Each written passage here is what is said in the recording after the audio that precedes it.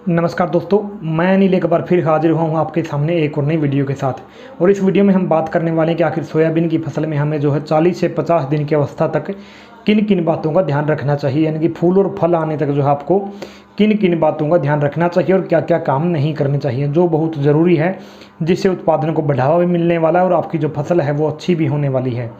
तो इन बातों का आपको ध्यान रखना चाहिए और वो बातें क्या क्या हैं उनकी हम बात करने वाले हैं। तो वीडियो को शुरू करने से पहले मैं आपको जानकारी दे दूं कि अगर आप इस वीडियो को यूट्यूब चैनल पर देख रहे हैं तो यूट्यूब चैनल को सब्सक्राइब करके घंटे का बटन दबाएं। लेकिन अगर फेसबुक पेज पर देख रहे हैं तो पेज को लाइक और फॉलो करना बिल्कुल भी ना भूलें। और जो पेज का जो लिंक है वो हमारे वीडियो के डिस्क्रिप्शन में दिया जाता है। आप किसी भी वीडियो को खोलकर आप देख सकते हैं, उसकी डिस्क्रिप्शन में से हमारे फेसबुक पेज पर जा सकते हैं और उसको फॉलो कर सकते हैं। तो चलिए वीडियो को शुरू कर लेते हैं। तो सबसे पहले किसान भाइयों, जैसा कि हमने बात की कि सोयाबीन की फसल में 40 से 50 दिन के अंदर हमें किन किन बातों का ध्यान रखना चाहिए और क्या क्या काम नहीं करने चाहिए। तो पहला जो काम है वो ये है कि जब भी आप फसल को आप मान लीजिए कि आपकी आपकी फसल है 40 से 50 दिन की अवस्था तक पहुंच चुकी है और उसकी जो बढ़वार है वो रुक नहीं रही है। मतलब वो सिर्फ लंबाई लेती जा रही है और 3 साढ़े 3 फीट तक उसकी लंबाई चली गई है, या फिर हो सकता है कि उससे भी ज़्यादा बढ़ जाए और उसकी लंबाई बढ़ रही है, लेकिन जो फूल और फल हैं, यानी कि जो फूल और फलियाँ हैं वो नहीं आ रही हैं, फूल नहीं बन रहे हैं। तो उस अवस्था में आपको क्या करना चाहिए? तो सबसे पहली चीज़ तो ये है कि आपको क्या करना है, कभी भी 40 से 42 दिन के बाद या 45 दिन के बाद आपको नाइट्रोजन नहीं डालनी है। यानी कि यूरिया आप सिर्फ 40 दिन से पहले ही फसल में डालिए। 40 दिन के बाद यूरिया बिल्कुल भी मत डालिए, क्योंकि यूरिया के अंदर नाइट्रोजन होती है। सीधी सी बात है कि नाइट्रोजन आपको 40 दिन के बाद फसल में नहीं देनी है। अगर आप नाइट्रोजन देंगे जो फसल की जो हाइट है वो बढ़ती रहेगी और उससे जो फूल और फलियाँ नहीं आएंगी, क्योंकि जो ज़्यादातर जितने भी जो प्लांट के अंदर आप मान सकते हैं कि जितने भी पोषक तत्व होते हैं वो हाइट की तरफ ही बढ़ावा देंगे। तो आपको क्या करना है, आपको कभी भी 40 से 42 दिन के बाद फसल के अंदर नाइट्रोजन नहीं डालनी है, यानी कि यूरिया या फिर किसी भी और मात्रा में आपको नाइट्रोजन को नहीं डालना है। पहली बात तो थी ये। अब हम बात कर लेते हैं कि दूसरी के आखिर क्या, कि मान लीजिए कि आपकी जो फसल है उसकी हाइट भी सही है, लेकिन आपका जो फूलों की अवस्था भी आ चुकी है, लेकिन फूल नहीं आ रहे हैं या फिर आ रहे हैं और फूल वो झड़ रहे हैं। तो उसके लिए आपको प्लांट ग्रोथ रेगुलेटर का इस्तेमाल करना चाहिए। अलग अलग कंपनियों के प्रोडक्ट आते हैं, कौन से प्लांट ग्रोथ रेगुलेटर की कितनी मात्रा डालनी चाहिए उसके लिए भी हमने एक अलग से वीडियो हमारे चैनल पर बनाई हुई है, वो भी आप जाकर देख सकते हैं कि आखिर आपको कौन सा प्लांट ग्रोथ रेगुलेटर डालना है सोयाबीन की फसल के अंदर और उसकी क्या मात्रा होनी चाहिए। तो उसके लिए हमारी अलग से वीडियो है, वो आप जाकर देख सकते हैं, हमारे चैनल पर डाल दी गई है। इसके बाद बारी आती है तीसरी अवस्था की, कि जो फूल भी आ चुके हैं, फलियां भी बन रही हैं। तो उस समय आपको किन बातों का ध्यान रखना चाहिए? उस समय आपको 2 विशेष बातों का ध्यान रखना चाहिए। पहली बात यह है कि आपको फंजीसाइड का इस्तेमाल करना चाहिए। दूसरी बात यह है कि आपको इंसेक्टिसाइड का इस्तेमाल करना चाहिए।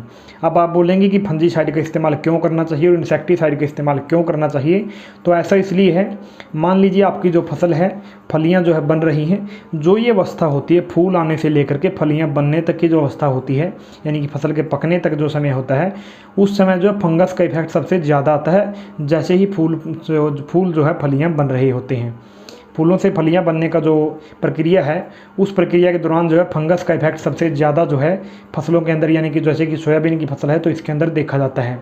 तो इसके लिए आपको एक अच्छे से फंजीसाइड का इस्तेमाल करना चाहिए, जो सोयाबीन के लिए बताया गया हो, या फिर आप बोल सकते हैं कि जिनके सोयाबीन के लिए ही सिर्फ बनाया गया हो, क्योंकि ऐसे बहुत सारे फंजीसाइड है जो अलग अलग फसलों के लिए बनाए गए हैं, या फिर किसी अच्छे कंपनी के प्रोडक्ट का आपको यूज़ करना चाहिए।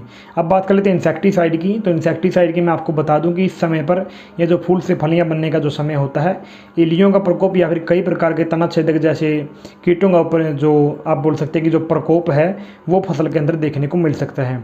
आपको क्या करना है, जैसे आपकी जो फलियाँ हैं आपको उनको उठा के देखना है। आपको ज़रा ध्यान से उनको देखना है कि कहीं उनके नीचे इल्लियाँ तो नहीं लग गई हैं, या फिर जो तना छेदक जैसे कोई कीट है, कोई भी ऐसे कीट हैं जो फसल को नुकसान पहुंचाने वाले हैं, वो तो नहीं हो गए हैं। क्योंकि कई बार क्या होता है, फलियों के नीचे की साइड इल्लियाँ लगी रहती हैं और हमारा ध्यान उनकी तरफ नहीं जाता, हम सिर्फ ऊपर से देख लेते हैं। तो उनको आपको चारों तरफ से देखना है घुमा के कि आखिर इल्लियाँ वगैरह तो नहीं लगी हैं। अगर वो लगी हों या फिर किसी प्रकार के कीट आपको दिखाई देते हैं फसल के अंदर, तो आपको इंसेक्टिसाइड का इस्तेमाल आपको करना चाहिए। तो ये थी कुछ बातें जिनका आपको ध्यान रखना चाहिए और समय समय पर जो है इनकी जानकारी मिलती रहनी ज़रूरी होती है। आपको जानकारी होनी चाहिए कि आपकी फसल की जो अवस्था है वो क्या है, उसके अंदर आपको क्या कमियां नज़र आ रही हैं और आपको जो ग्रोथ है वो कैसी दिखाई दे रही है। तो ये थी 3 से 4 बातें थी जो ज़्यादा बड़ी भी नहीं हैं लेकिन बहुत ज़रूरी हैं, जो फसल के लिए बहुत ज़रूरी है। अगर इन पर ध्यान नहीं दिया जाता तो फसल की बढ़वार नहीं, वो बोल सकते हैं कि आप बोलते उत्पादन बहुत कम हो जाता है, या फिर कई बार ऐसा होता है कि सिर्फ बढ़वार ले जाती है लेकिन फसल जो है उत्पादन बहुत ही कम हो पाता है। तो अगर आप इन बातों का ध्यान रखते हैं कि जो आपकी फसल है उसके अंदर जो आपको उत्पादन है वो काफ़ी अच्छा मिलने वाला है। और हमारे जो चैनल है ये, हमारे इस चैनल पर आपको जो खेती बाड़ी से जुड़ी लगभग सभी फसलों की जानकारी जो है दी जा रही है, उसके सभी स्टेजों में क्या क्या करना चाहिए उनकी भी जानकारी दी जा रही है। तो अगर आप ऐसी वीडियोज़ देखना पसंद करते हैं तो चैनल को सब्सक्राइब करके घंटे का बटन दबा दीजिएगा या फिर हमारे फेसबुक पेज को फॉलो कर लीजिएगा। तो मैं आशा करता हूँ कि आपको जानकारी पसंद आई होगी। अगर पसंद आई है तो वीडियो को कमेंट करके बताइएगा और ज़्यादा से ज़्यादा शेयर कीजिएगा। मैं कामना करता हूँ कि आपका आज का दिन शुभ हो और वीडियो देखने के लिए आपका बहुत बहुत धन्यवाद।